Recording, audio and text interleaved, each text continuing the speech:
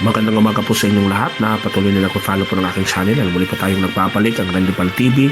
Ito po muli ang inilingkod sa Pastor Randy Palangkit na naganyaya po sa inyo na muli kong samahan sa umagang ito upang pag-aralan natin ang mga salita ng Diyos. Ang ating pong topic sa umagang ito ay patungkol sa tinatawag spiritual warfare. At sa ating pong pag-aaral, ating pong pag-uusapan, pag-aaralan ng 5 bagay na kailangan nating malaman sa ating kaaway na walang iba si Satanas. So, tayo po ay nasa tinatawag spiritual na pakikipaglaban. At kung ikaw ay isang anak ng Diyos, o ikaw ay isang Kristyano, ay may 3 bagay or 3 mabibigat na kalaban natin sa mundong ito.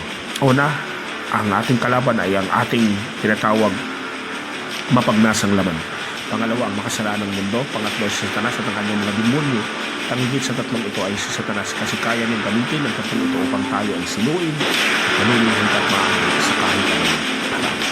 Ikalawa, unang Pedro, Kapitulo 5, versikulo 8 ay sinasabi na kung saan tayo po ay magbantay sapagkat ang diablo na ating kaaway parang yung umaatungal at naghahanap na kanyang masisila. So, si Satanas po ay parang liyong umatungal at naghahanap ng kanyang masisila. Unfortunately, marami pong mga tao ang ayaw pakinggan at pag-usapan ng mga bagay na ito na may kinalaman kay Satanas sapagkat sila ay natatakot. Pero sasabihin ko sa iyo, sinasabi ko ng salita ng Diyos sa 2 Timoteo Kapitulo 1, versikulo 7 na kung saan ay sinasabi ng salita ng Diyos na hindi tayo binigyan ng Diyos, ng Espiritu upang tayo matakot, kundi binigyan tayo ng Espiritu ng pag-ibig, Espiritu na kung saan ay kapangyarihan, pag-ibig at yung tinatawag sound mind, spirit of sound mind na kung saan ay tayo po ay dapat patuloy na harapin ang kaaway na kung saan ay huwag po tayong tinatawag magpapasilo, huwag po tayong magpapalalang sa kanya. Sinasabi po ng tinatawag 2 Corinthians chapter 2 verse 11 na kung saan ay sabi doon ay lest Satan should get an advantage of us for we are not ignorant of his devices. So wag po tayong magpapalalang sa kaaway. Wag po tayong magiging ignorante sa ating kaaway. Bagkos tayo po ay mag-aral ng mga salita ng Diyos at atin pong alamin, i-expose yung mga taktika na ginagawa ng kaaway upang tayo po ay hindi niya mapaglalang. Unang bagay na dapat natin malaman sa 5 bagay na kailangan natin malaman patungkol sa ating kaaway na walang iba si Satanas. Unang bagay ay ang kaaway po ay 100% masama. Our enemy is 100% evil. Siya po ay magnanakaw, sinungaling, mapaglindang, at siya'y ubod ng masama. Nasa kanya pang lahat ng kasamaan. So, sinasabi po ng Biblia sa John chapter 10 verse 10 na ang magnanakaw, si Satanas ay nagpunta dito upang magnakaw, sumira at pumatay. Magnakaw, sumira at magpapustis to destroy, to kill, to destroy, to steal. Magnakaw, sumira at pumatay. Yun po yung trabaho ni Satanas. Kinakailangan pong gising tayo at mapagbantay kasi pwedeng gagamitin ng kaaway ang mga taong nasa palibot natin. Pwede nang gagamitin ang ating mga magulang, ang ating binan, ang ating kamag-anak, ang ating kaibigan, ang ating boss, ang mga taong masasama at kahit ang even the technology sa panahon natin ay kayang gamitin ni Satanas upang tayo po ay masaya. Tandaan po natin kung saan tayo po ay sinasabi ng Ephesians chapter 6 verse 12, for we wrestle not against flesh and blood but against principalities, against spiritual forces in the wickedness. Meron pong tinatawag spiritual forces doon sa tinatawag spiritual realm na kung saan itong spiritual forces na to ay walang iba. Ito yung mga demonyo na kasama ng Satanas, mga spiritual being na kung saan ito po yung ating kalaban. Kaya nga ito po yung hamon sa atin, paano tayo makikipaglaban gayon hindi natin nakikita si Satanas at ang mga demonyo. So kinakailangan pong tayo po ay magiging bukas sa mga salita ng Diyos sapagkat ang ating pong pakikipaglaban ay may kinalaman sa tinatawag spiritual. At ang spiritual ng mga bagay ay atin pong malalaman doon sa mga salita ng Diyos na kung saan ay atin pong i-expose yung ginagawa ng kaaway, kung ano yung taktika, kung ano yung mga bagay na ginagawa nila para sa atin. Pangalawa, hindi lang ang kaaway 100% masama. Si Satanas ay ang pinuno ng lahat ng mga demonyo na mga anghel dati na nakasama niya sa langit, kasama niyang nag-rebuild sa Diyos. Tandaan po natin, si Satanas ay dati pong tagalangit, pero siya po ay tinatawag ng rebelde sa Diyos.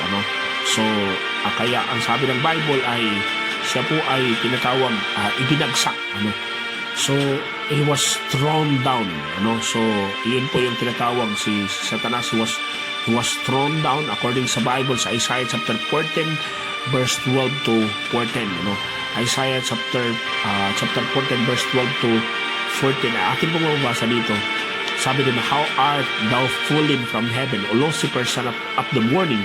How art thou cut down to the ground, who didst weaken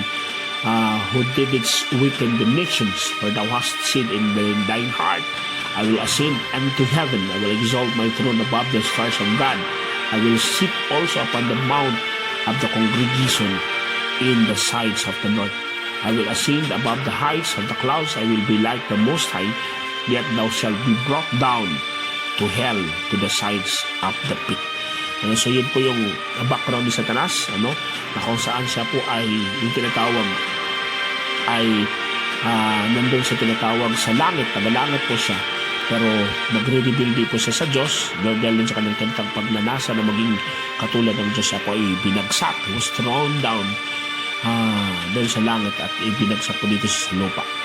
So sa Ezekiel chapter 28 verse 16 to 17, atin pong mababasa sa Ezekiel chapter 28 16 to 17 ay ito po yung sinasabi ng salita ng Diyos sa Ezekiel chapter 28 verse 16 to 17.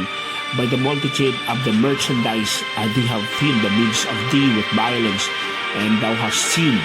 Therefore I will cast thee as a profane out of the mountain of God, and will destroy thee, O covering cherub, from the midst of the stones of fire. Siya po yung tinatawag cherubim, cherub, an angel.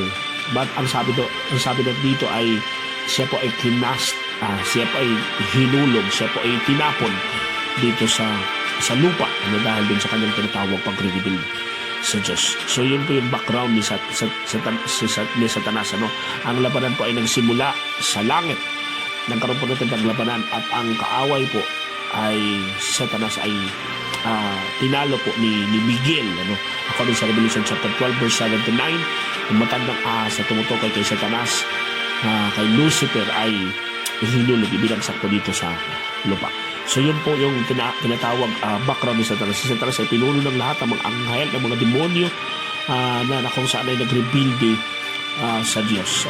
Dati po sila mga anghel na kung saan ay nagkudita, nagrebuilde sa Diyos, at sila po ay binagsak ng Diyos. Ang trabaho po nila ay ang trabaho po ni Satanas ay bulagan, to blind the mind of the unbelievers, and even to the kahit yung mga hindi mananampalataya, kahit yung mga mananampalataya ay bulagan tayo dun sa katotohanan. According sa 2 Corinthians chapter 4 verse 4, ang Diyos ng daigdig na ito ay binulag ang lahat ng mga hindi mananampalataya upang hindi nila makita ang mabuting balita tungkol sa kanilingan ni Kristo na siyang kalarawan ng Diyos. So yun po ang trabaho ni Satanas, bulagan, ilagay sa tinatawag darkness, ang tinatawag ang lahat ng mga tao sa kadiliman, at kanya pong tinatawag bulagan, kontrolin, at bigyan ng tinatawag lahat ng kasinungalingan, sapagkat ang darkness po ay papatungkol po sa tinatawag lies. Ang darkness po ay nagpapatungkol po sa lahat ng kasalanan, kadiliman, at mga bagay na hindi kanais-nais ng Diyos. Ito po yung contrast patungkol sa tinatawag sa Diyos. Ang Diyos po ay His light. God is light. And in light, you can find the truth. Sabi ng Panginoon, I am the way, the truth, and the life. No one comes to the Father except through me. John chapter 14 verse 6. So, ang pangatlo po ay si Satanas ay hindi si Satanas ay no match po sa Diyos. Si Satanas ay hindi papantay sa Diyos. Siya ay nilikha at ginawa lamang ng Diyos. At mayroong nag-aantay na walang hanggang kaparusahan sa Kanya. So, si Satanas pa, hindi po siya creator. Si Satanas ay creation.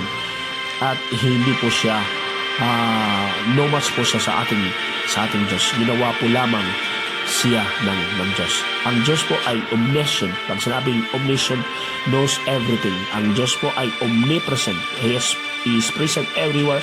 At ang Diyos po ay omnipotent. Ibig sabihin, all-powerful.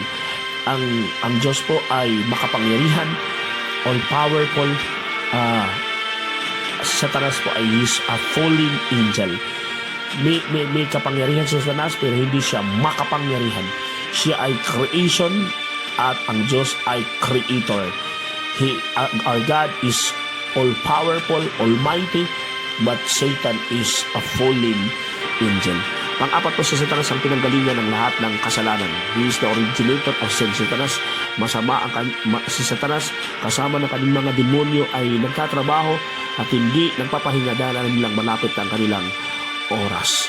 So hahadlangan nilang lahat ng gawain para sa Diyos. Gagamitin nila ang kasinungalingan, pagnanasa, kataasan, sakit paninirang puri, galit, takot, pangamba, balisa, pagdududa at tukso at lahat ng pwedeng sandatang ikasisira ng tao para tumalikod sa Diyos para akayin hanggat maaari tungo sa impyerno. So ito po yung objective ni Satanas according to John chapter 10 verse 10, to steal, to kill, and to destroy as much as possible sa lahat ng tao, sa lahat ng mga hindi mo sumasampalataya, lalong-lalo na ang mga lahat ng mga sumasampalataya hanggat maaari upang akayin papunta sa impyerno.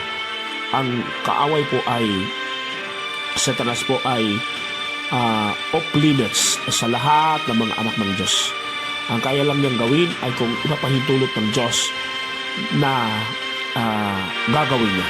Amen? So, ito po ay mabawasan natin doon sa Job chapter 1 na kung saan may mga instances na kung saan si Satanas ito ay pumupunta doon sa throne of God, sa trono ng Diyos, at dinanong siya ng Diyos, anong gawain mo? Ako po ay, sabi niya, paruot parito. At sabi ng Diyos sa kanya, nakita mo ba ang lingkod kong si Job? Wala siyang katulad, wala siyang kapantay doon sa lupa. So sabi ni Satanas, si Job ba ay maglilingkod sa iyo? Ngayong hindi maglilingkod sa iyo, pinagpapahala mo siya. Pero subukan mong bigyan siya ng, o tanggalin mo yung mga tinatangkilik na kung hindi ka niya susumpain.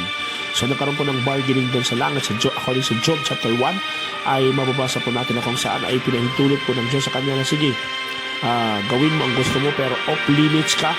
Hindi mo pwede siyang kitilin ang kanyang buhay. Lahat ay pwede mong gawin sa kanya, subukin mo siya, pero off limits ka doon sa tinatawag sa pagkitil ng buhay. So ang kaya lang gawin ni Satanas ay kung ipapahintulot ng Diyos ang bagay doon sa tinatawag sa kanyang mga anak, doon sa mga tao na inaalaw ng Diyos.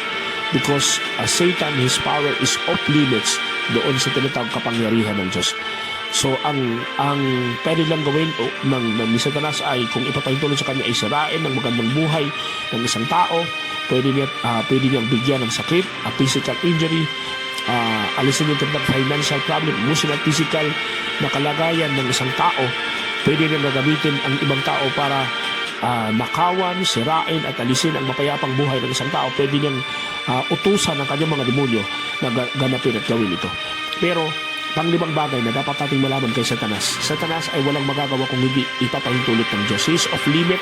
Wala siyang magagawa kung hindi ipapahintulot ng Diyos because God is in control of everything. Hindi papahintulot ng Diyos ang mga bagay na hindi pabor para sa kanyang mga anak. At ito yung ating assurance sa lahat ng mga anak ng Diyos ay wala pong magagawa sa Satanas sa atin. Sabi ng Bible, greater is He that is in us that he that is in the world. Mas makapangyarihan ng Diyos na nasa atin kaysa Diyos ng sanlibutan ito na tumutukoy kay Satanas. Kaya sabi ng Bible, lahat ng mga bagay na pinagdadaanan natin, yung lahat ng tinatawag mga troubles natin, yung lahat ng mga pagsubok, problema na pinagdadaanan natin, bahagi lamang ng proseso sapagkat ang Diyos ay mayroong nakalaang magandang plano para sa lahat ng mga anak niya na tayo ay isang araw ay pupunta din sa tinatawag sa langit upang makasama natin ang Diyos sa walang hanggan. Sapagkat si Satanas po ay meron na pong verdict, meron na pong hatol para sa kanya sa lahat ng mga demonyo.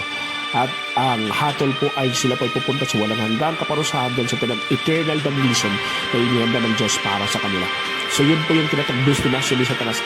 Kaya lang, ang unfortunately ayaw ni Satanas na sila lang ang mapupunta doon sa sa impyerno, at sa kahit anong kaparaanan ay ginagawa niya yung tinatawag lies, ginagawa niya yung tinatawag pagsisinungaling, ginagawa niya yung lahat ng taktika na pwede niyang gawin upang sa kahit anong paraan ng mga tao po ay kanyang maakay at maisama doon sa tintang impyerno. Kaya napakalaki po ng role ng lahat ng mga mananampalataya at mga Kristyano na kung saan atin pong sagipin, atin pong akayan ng mga tao.